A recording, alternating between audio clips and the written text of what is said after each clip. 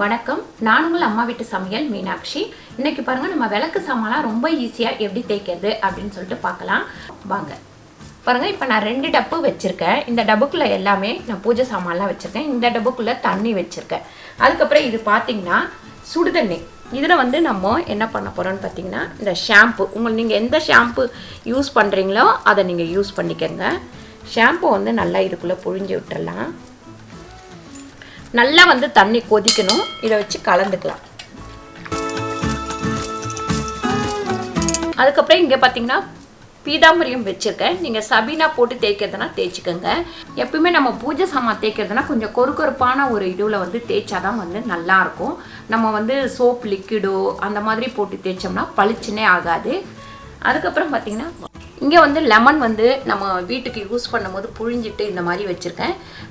நல்ல லெமனும் நான் வச்சுருக்கேன். இது எல்லாமே வச்சு தேய்ச்சிக்கலாம். இப்போ பாருங்கள், இந்த சுடுதண்ணி ஷாம்பு போட்டு வச்சுருக்கேன். அதை இது மேலே ஊற்றிடலாம். இந்த மாதிரி ஒரு 2 நிமிஷம் இருந்தால் போதும். ரொம்ப நேரம் இருக்கணும் அப்படின்னு சொல்லிட்டு அவசியம் இல்லை. இதில் உள்ள எண்ணெய் பீஸுக்கு ஃபுல்லாகவே சூப்பராக போயிடும். உங்களுக்கு தேய்க்கும் போது ரொம்ப ஈஸியாக இருக்கும். பாருங்கள், கொஞ்சோண்டு இப்படி பீதாம்பரியம் போட்டுட்டு நம்ம வெள்ளி பாத்திரத்தையுமே இந்த மாதிரி தேய்க்கலாம். ரொம்ப சீக்கிரமாக உங்களுக்கு சூப்பராக பளிச்சுன்னு ஆகிடும். இந்த வெள்ளி பாத்திரம் மட்டும் இந்த ஓரத்துலலாம் இப்படி வெள்ளை வெள்ளையாக இருந்தது அப்படின்னா அதை கொஞ்சம் இந்த ப்ரஷ் வச்சு தேய்ச்சிக்கோங்க.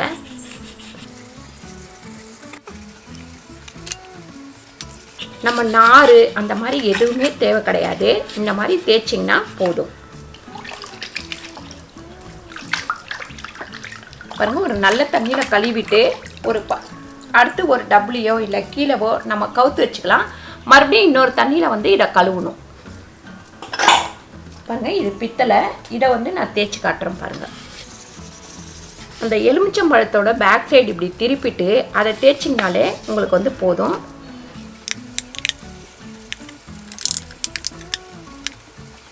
பாருங்கள், எவ்வளோ சீக்கிரம் எப்படி சூப்பராக உங்களுக்கு பளிச்சுன்னு ஆகுதுன்னு பாருங்கள். அந்த பிசுப்பு தன்மை இந்த மாதிரி எதுவுமே இருக்காது. அடுத்து இந்த வெள்ளி விளக்கை உங்களுக்கு தேய்ச்சி காட்டுறோம். பாருங்கள்,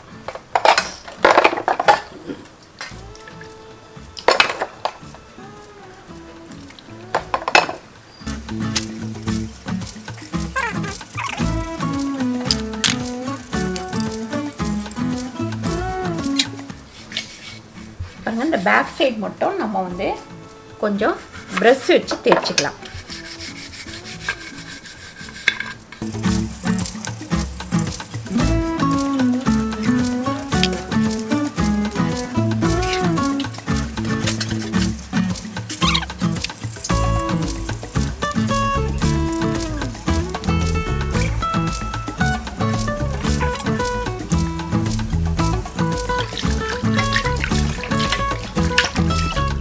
இப்படி ஒரு கழுவிடுங்க. மறுபடியும் லைட்டாக நம்ம இந்த பீதாம்பரத்தையை போட்டு ஒரு தேய்ச்சிட்டிங்க அப்படின்னா நல்லா பளிச்சுன்னு இருக்கும். நீங்கள் வாரம் தேய்க்கணும்னு கூட அவசியம் இல்லை. ஒரு 10 நாளைக்கு ஒரு டைம் கூட நம்ம தேய்ச்சிக்கலாம். விளக்கேற்றும் போது மட்டும் ஒரு நாள் விட்டு ஒரு நாள் இதை எடுத்து கழுவிட்டு நம்ம அடுத்த எண்ணெய் ஊற்றி ஏற்றலாம்.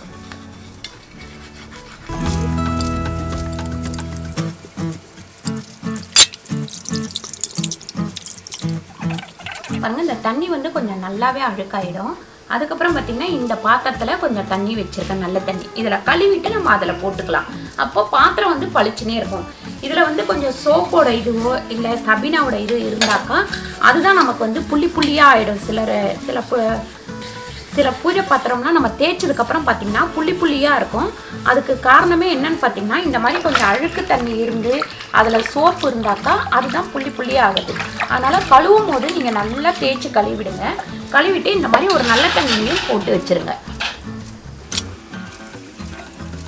நான் இப்போ பீதாம்பரியமும் வெறும் லெமனை வச்சு தான் தேய்ச்சிட்ருக்கிறேன்.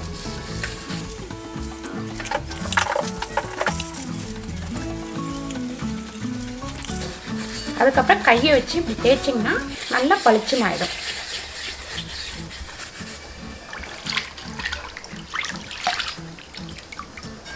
பாருங்கள் எந்த அளவுக்கு நல்லா பளிச்சுன்னு ஆயிருக்குன்னு. மறுபடியும் இந்த தண்ணியில் போட்டு ஒரு கழுவிக்கலாம்.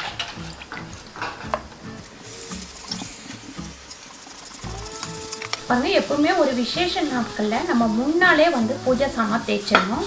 அன்னைக்கு உட்காந்து நம்ம தேய்ச்சோம்னா எந்த வேலையுமே ஆகாது. முன்னாலே பூஜை சாமான் தேய்ச்சி அதுக்கப்புறம் நம்ம வந்து மஞ்சள் குங்குமம்லாம் வச்சு பூஜை ரூமை வந்து ரெடி பண்ணி வச்சிட்டோம்னா காலையில் எழுந்திரிச்சிட்டோம் நம்ம விளக்கேற்றிட்டு அடுத்த வேலையை பார்க்குறதுக்கு நமக்கு ரொம்ப ஈஸியாக இருக்கும்.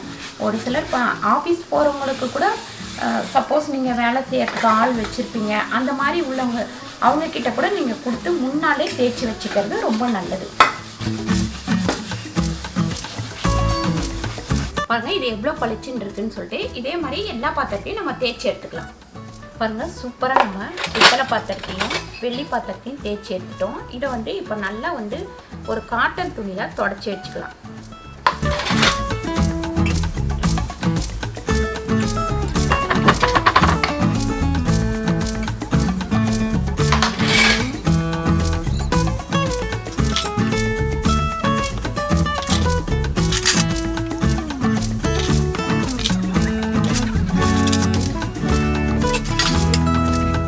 பாருங்கள் இந்த மாதிரி எல்லாத்தையுமே தொடச்சி எடுத்துக்கலாம். ஃபஸ்ட்டு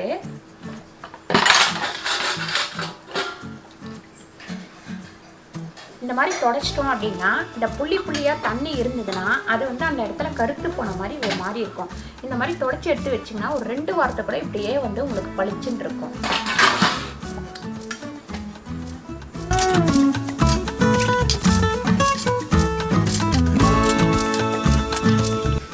இப்போ பாருங்கள் நம்ம வந்து பூஜை சாமான் தேய்ச்சி தொடச்சி எடுத்தாச்சு.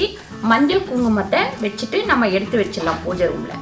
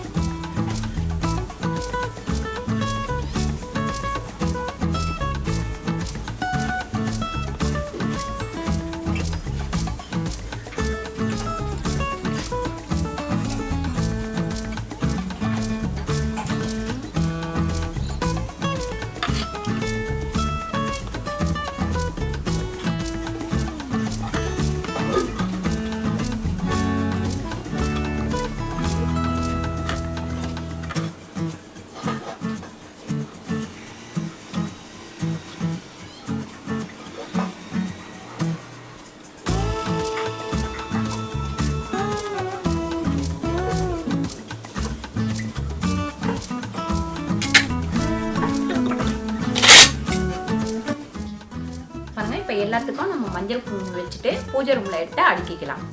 பாருங்கள் ஏற்கனவே நான் வந்து பூஜை ரூம் எப்படி க்ளீன் பண்ணி எப்படி அதை வந்து அரேஞ்ச் பண்ணுறது அப்படின்னு சொல்லிட்டு நான் வந்து அம்மா சமையலில் வீடியோ போட்டிருக்கேன், நீங்கள் போய் பாருங்கள்.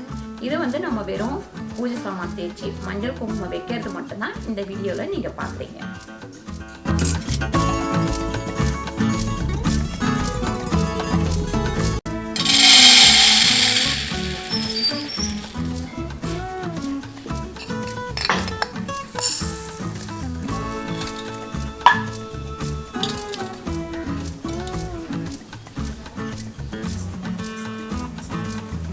பாருங்கள் இன்றைக்கி வந்து நம்ம சூப்பராக பூஜை சாமான் எப்படி தேய்க்கணும் ஈஸியாக அப்புறம் பளபளன்னு இருக்கணும் அப்படின்றத இந்த வீடியோவில் பார்த்தோம். இந்த வீடியோ உங்களுக்கு பிடிச்சிருந்தா லைக் பண்ணுங்கள், ஷேர் பண்ணுங்கள், சப்ஸ்கிரைப் பண்ணுங்கள், ஃபேஸ்புக்கில் ஷேர் பண்ணுங்கள், மறக்காமல் கமெண்ட் பண்ணுங்கள்.